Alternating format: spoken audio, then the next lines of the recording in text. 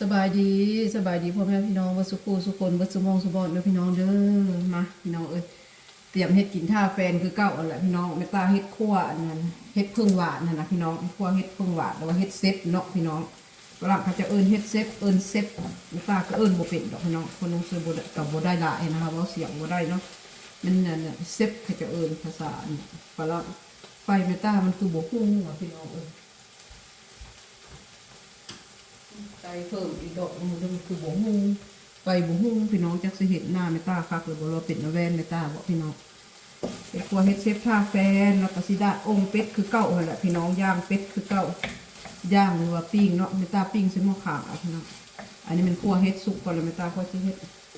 ครัวใส่กระเทียมใส่พริกไทยใส่เกลือซื่อๆแหละพี่น้องใส่เนยให้เพิ่นกินกับเป็ดนะแม่ตาเฮ็ดไปค่อยๆไปค่อยๆให้เพิ่นเนาะพี่น้องเนาะ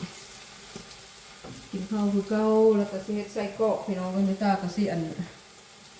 นั้นนำเฮ็ดอันนั้นใส่กรอกฝรั่งนำพี่น้องบ่แม่ตาเอาแซ่แขกนั่นแหละพี่น้องมีแต่กินของแซ่แขกแหละหมอฝรั่งพี่น้องเอ้ย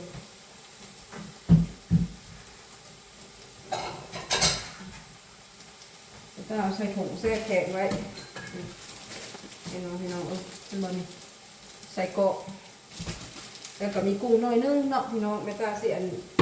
เฮ็ดตำกระฮดได้พี่น้องตำอันนั้นส้มกินคืออยากกินตำส้มนะบ่สบายไม่อยากใส่ตำส้มเนาะไม่กล้าเป็นวัดนะพี่น้องเป็นวัดแล้วก็ไอ้น้ำเนาะเลยหัวเห็ดพึ่งให้ขวายเห็ดพึ่งหวานเห็ดพึ่งที่แม่ต้าไปเก็บละมาใส่ถุงไว้พี่น้องแซ่บตัวใส่เก็บใส่ถุงไว้พักเนาะพี่น้องเนาะที่ปลูกใส่กระเทียมน้อยนึงแม่ตาซับใส่หลายเพิ่นก็ว่าขิวใส่น้อยนึงพอมันหอม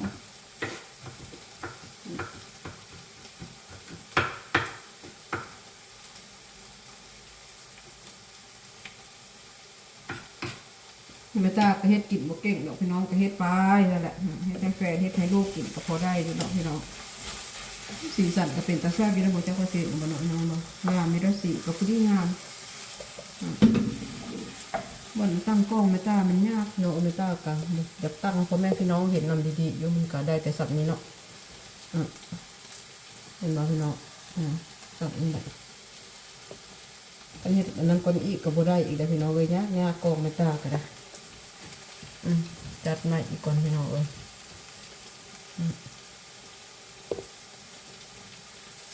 มือใหม่เนาะพี่น้องคอยเฮ็ดคอยเป็นคอยไปแหละหวังว่ามือนึงแม่ตาก็ที่ไปได้ไก่คือคนอื่นเขาเจ้าอยู่เนาะหวังว่าคิดว่าได้สำใดเก่าสำนั้นเลยเนาะความสามารถของพี่น้องมันหอมเลยพี่น้องหอมแฟนทึกใจขนาดได้มีคันเห็ดองค์ทานพี่น้องเลยดีใจแหละมาแต่เวียกแล้วก็เห็นเนี่ยให้ของโคตรท่าเก่าทึกใจใส่เกลือใส่พริกไทยลงไปพริกไทยแล้วก็จ้าก็จะใส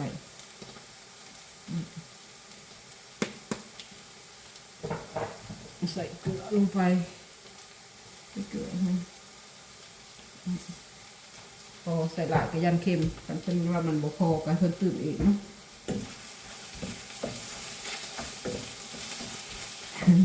เป็นยังไงตั้งหูงามบ่พี่น้องแฟนซื้อมาให้กิ๊บกับแฟนซื้อมาให้ใส่เพิ่นตัวเห็นมันทึกก็สั่นซื้อมาให้เมียเห็นมันงามดิตาฮักเพิ่นเนาะซื้อมาให้เมียใส่คิดออกเนาะพี่น้อง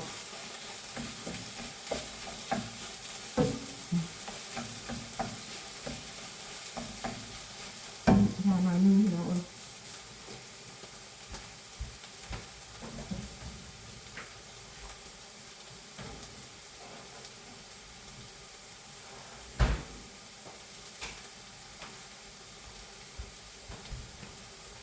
แล้วแม่ตาก็สิตับอันนี้แหละพี่น้องเห็นบ่ตับกระหด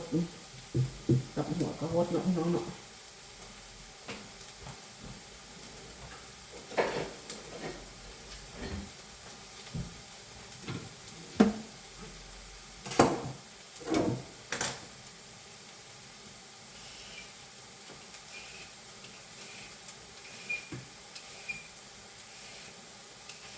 ตำหัวเดียวนี่ก็กินบ่เบิดดอกพี่น้อง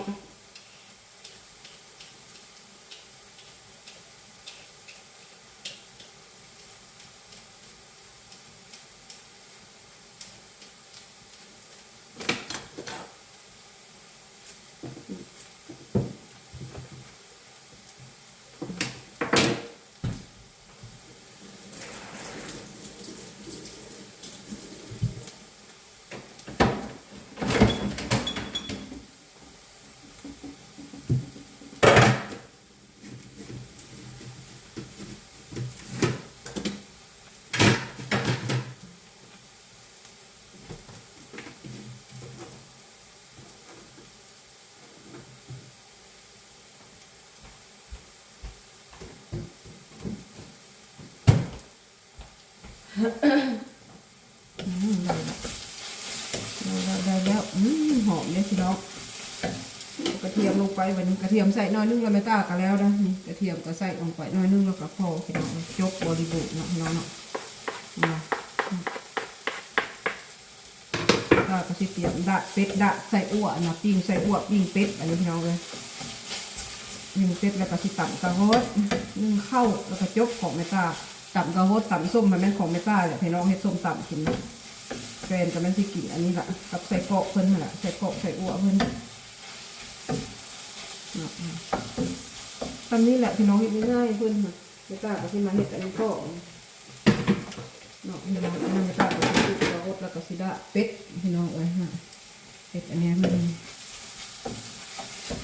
ต้าก็สิพูดกระโฮดอีก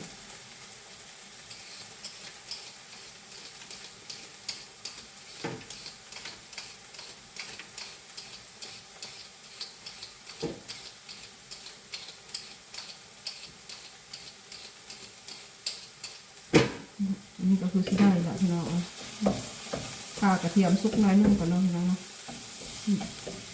หอมเลยถึกใจแฟนขนาดน่ะถึกใจคุณแฟนขนาดแหละพี่น้องของมักเพิ่นนี่นะของโปรดเพิ่นนี่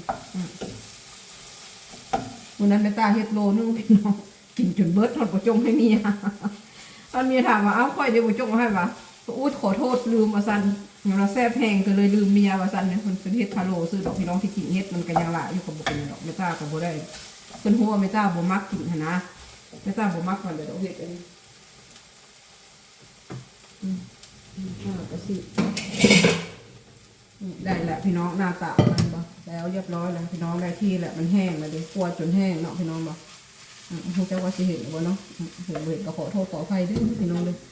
เมตาก็สิมาดะเป็ดแบบนี้ดะเป็ดนี่ผู้น้ำมันนี่ฟุ้งขนาดพี่น้อง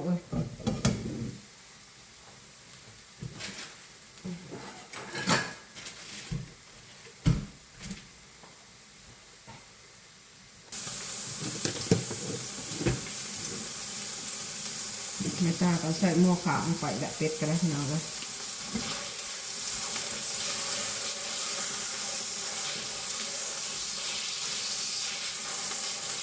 แม่ตาบริเอื้อแล้วดะมาเกี่ยวเลยพี่น้องนั่นไปกินข้าวยังไงลูกสาวเพิ่นให้เจ้าดะเป็ด4 คนกับ4 ต้นหรอกไงแซ่บเพิ่นซื้อนะแฟนเมตาเพิ่นสั่งเอาน้ำมูกเพิ่นเลยจักเป็นกระดิ่งเมตาเราบ่มักอะไรมันจะแข็งพี่น้องตัวลูกสาวเพิ่นนี่ปันกินผัดนุ่ม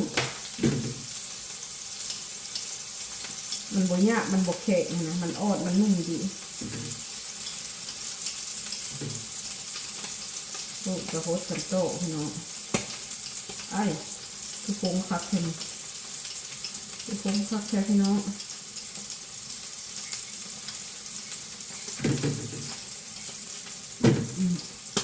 จักหน่อยบ่พี่น้องเนาะทอดไปเป็นที่เรียบร้อยแล้วพี่น้องตีนแซ่บพี่น้องคั่วใส่เบอร์ใส่เนยคือใส่เกลือใส่พริกไทยคือแซ่บพี่น้องแซ่บพี่น้องเป็ดแม่ป้าก็ใส่น้องขางแล้วใกล้ที่สุกแล้วพี่น้อง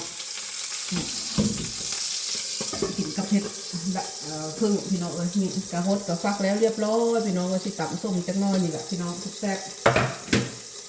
ไปแล้วพี่น้องคลิปนี้ก็บ่มีอย่างเนาะให้กินคือเก่าพี่น้องเป็นยังไงถ้าไม่ต้าให้พี่พลาดประกาศไหนก็ขอโทษขออภัยเด้อพี่น้อง ขอมขอบใจหลายที่เข้ามาติดตามรับชมแม่ต้าเป็นกำลังใจให้แม่ต้าก็ขอบใจหลายๆเด้อพี่น้องพอกันใหม่คลิปหน้าท้ายคลิปนี้แม่ต้าก็ขอกล่าวคำว่าสบายดีพี่น้องเลยไปละ